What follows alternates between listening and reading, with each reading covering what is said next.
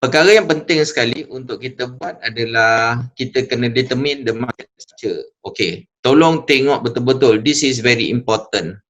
Perkara yang paling penting sekali di dalam TOC 19 adalah kita kenal-kenal dia punya market structure. Cuba sebut market structure. Cuba sebut sekali lagi, market structure. Cuba sebut sekali lagi, market structure. Saya cakap banyak kali, dia menunjukkan bahawanya ianya sangat-sangat penting.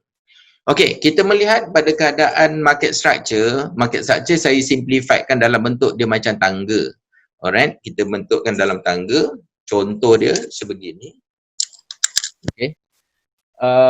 Kita buat sebegini. Market daripada bawah, okay, daripada bawah, laser pointer. Dia daripada bawah, dia naik ke atas. Lalu tu dia turun balik. Kemudian naik atas. Okey, kena lihat di sini, keadaan di sini. Lepas tu dia turun balik. Tadi kan saya cakap bagaimanakah market sentiasa dalam keadaan up and down, up and down. Bahasa lain daripada tu kita sebut dia sebagai macam naik tangga, ataupun bahasa lain kita sebut dia sebagai seolah-olah dianya macam zig and zag. Zig and zag maksud dia dalam keadaan naik turun macam ni zigzag lah. Zigzag. Ni dia. Okay, so kita lihat kat sini. So apa yang kita nak lihat macam mana profiles. Try to understand this one. Try to understand market daripada bawah. Kita start daripada bawah di sini. Okay, nak lihat di sini bawah. Kemudian dia membuat kenaikan sini. Ini selalu saya sebut sebagai leg nombor 1. Ni leg nombor 1. Perkara ni sangat penting untuk kita nak faham tentang market structure. Ni leg. Kita sebut sebagai leg. Okay, leg nombor 1. Ni leg nombor 1. Selepas daripada tu dia akan membuat leg nombor 2. Alright, ni cukup untuk melihat pada struktur dia. Maksudnya dia membuat kenaikan, dia kemudian membuat penurunan sehingga kita tahu dia membuat dekat sini. Dia hingga membuat penurunan. So, perkataan low dan high is just terminology. Perkataan, just perkataan. Dianya boleh diguna waktu keadaan naik, kita namakan bawah ni sebagai low, atas sebagai high.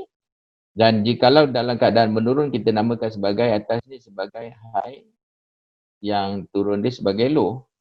Bawah ni pula untuk dalam keadaan menaik pula, bawah ni panggil low, atas tu high. It's just nama je lah.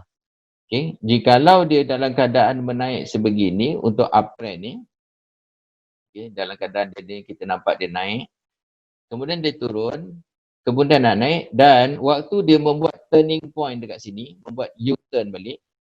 U-turn ni kita panggil sebagai apa kita panggil? Kita panggil sebagai U-turn dekat sini, U-turn ni. Kita panggil sebagai retracement dekat sini. Ni retracement ni. Tempat ni kita panggil retracement, retrace. Atau pullback, whatever lah kita nama, correction, semua akan sebut macam tu. Selepas daripada tu, market akan naik, membuat sambungan kenaikan. Okey, saya ulang balik, dia akan membuat sambungan kenaikan. Kita dah tahu tadi leg ni dalam keadaan menaik, dia naik sini. Okey, dan kemudian dia continue naik. Dia akan sambung kenaikan. Saya tukar color lain. Okey. Apabila naik, dia mesti memecahkan di satu level dekat sini.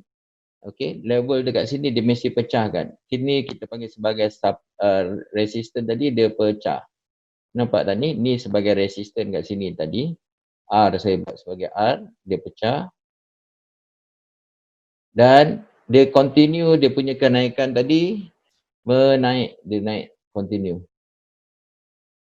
Okay, so alternate, kita faham bahawa bila dia membuat dekat sini, kita nampak dia membuat kenaikan daripada bawah naik ke atas dan kemudian dia buat retracement. Of course, price yang sebelum ni price yang bawah.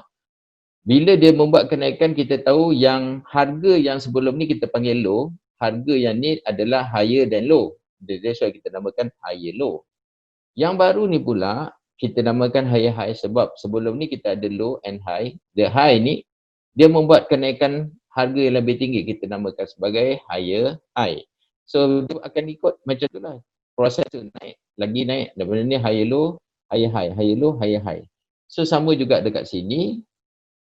high, lepas tu ni low, lepas tu kat sini dia membuat penurunan ke bawah. Ini dalam keadaan downtrend. Ini dalam keadaan uptrend, downtrend. Just nama je, just nama. Itu kalau tak ingat, should be okay. Pada saya tak ada isu. Tak penting sangat nama. Yang penting you faham the structure.